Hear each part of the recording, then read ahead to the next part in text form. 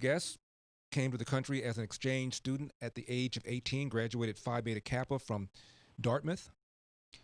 He then worked in the Reagan White House as a policy analyst. He's written over 15 books. Many of them are the New York Times bestselling list. His current book is called The United States of Socialism: Who's Behind It, Why It's Evil, How to Stop It. He's also a filmmaker. His films 2016, Obama's America and America Imagine a World Without Her are respectively number 2 and number 6 in the highest political documentaries of all time. Please welcome back to the program, Dinesh D'Souza. Dinesh, thank you so much for taking the time. I appreciate it. Larry, always a pleasure. Dinesh, is there a connection between what you call identity socialism and what's going on right now in our streets with all these young people demanding things like defunding the police? Yes, absolutely. The socialism we're dealing with today is a socialism that is built on the back of racial grievance. It takes a racial incident and it then magnifies it into a larger narrative. The larger narrative ultimately comes detached from the incident itself. So defund the cops is not about getting justice for George Floyd. It's about this larger agenda of in a sense, transforming the police. And then that's attached to an even bigger agenda about the country being racist and the institutions of the country being racist and free markets being wedded to white supremacy.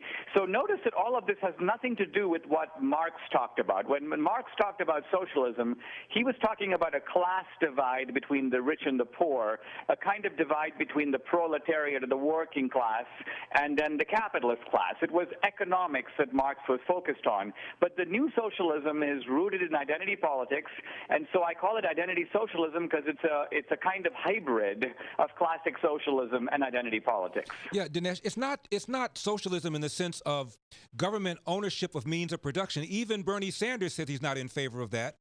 What these guys want is a massive welfare state and suck the money from the private sector for their welfare state. Exactly, but not only that, they also care more about things that have nothing to do with the welfare state itself. I mean, they care, you'll find that if you go to a socialist convention, they care more about abortion than the minimum wage. Mm-hmm. They care more about transgender bathrooms than about universal basic income. So clearly, this larger cultural Marxism has now kind of intervened, and the economic agenda is just part of this larger landscape. My guest is Dinesh D'Souza. The book is called United States of Socialism. Dinesh, the young people who are out in the streets, I'm talking about the young people. What percentage of them do you think really are there because of what happened to George Floyd, and what percentage of them are there because it gives them an excuse to talk about some of the things you just now mentioned? Well, I think that there's a widespread restlessness among young people, and a lot of it has to do less with economics. Remember, young people, by and large, live in a kind of socialist world of the campus. They also take for granted the abundance of technological capitalism. If you ask them, hey, are you willing to give up GPS and the iPhone and Uber and Airbnb, they really can't imagine their life without these things, but they give not a moment's thought to where these things come from. What is the economic system that generates them? So ultimately, I think they're filled with these questions about who am I and so on, and the left gets them by appealing to identity politics. Will they eventually be mugged by reality and come back to the center? I hope so. I mean, I know that there's this idea out there that says, by and large, that when you get a job and you start paying taxes, a certain kind of pragmatism or realism kicks in. But there's also a lot of survey data that the kind of values that you internalize when you're between 18 and 22 are the values that stay with you for the rest of your life. That's been true of me. I became a young Reaganite in the 80s. I was an immigrant from India. I had really never thought about politics before, and I'm still inspired by that kind of Reaganite optimism, that big sky view of America that hit me as a teenager, even though I'm now well into my 50s. The book is called United States of Socialism: Who's Behind It, Why It's Evil, How to Stop It. It's up on LarryElder.com. Dinesh, how is the identity socialism you talk about that these millennials have embraced going to affect the election in November?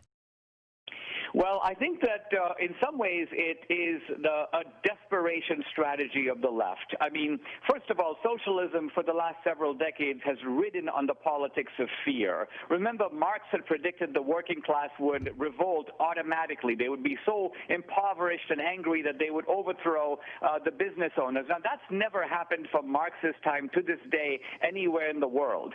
So socialism since then has relied upon panic. FDR was able to get a whole bunch of stuff through because he had the backdrop of the Great Depression. And the left has learned that lesson. So since then, they're always trying to manufacture fear. In the 1970s, the world is running out of food. In the 1980s, nuclear apocalypse. In the 1990s, the ozone layer is going away. Since then, it's been climate change. Now it's the virus. So one thing after another, but all of it is aimed at creating a crowd stampede. It's getting us ultimately to succumb to the baser sense of our nature and do things that we would never do if we were in a calm, deliberative frame of mind. Dinesh, I never thought that Congress would pass a law that mandates every man, woman, and child purchase Obamacare, whether they want it, whether they need it, whether they could afford it. No one could have taught me that even Democrats would have voted for that thing, and no one could have told me, Dinesh, that Drew Brees would make an innocuous statement about never supporting people who disrespect the flag. Not that I'm going to not play with people who do, not that I don't want people like that on my team, just that I'll never agree with them. And then he apologizes 2 days later. I think it's all tied together. Yes, this idea of forced conformity, I think, is at the heart of it. Orwell knew this. Orwell was a man of the left, but he recognized that there's a tyranny that drives socialism, even democratic socialism. Mm-hmm. So what I'm worried about is the fact that now the Democratic Party has a paramilitary operation. It basically has gangsters on the street, Black Lives Matter, Refuse Fascism, Antifa, these kinds of groups. And they have powerful friends in the media, in Hollywood, and in the mayor's office in Berkeley, in Portland, even in New York City. United States of Socialism, who's behind it, why it's evil, how to stop it. Dinesh, thank you so much. Good luck. My pleasure.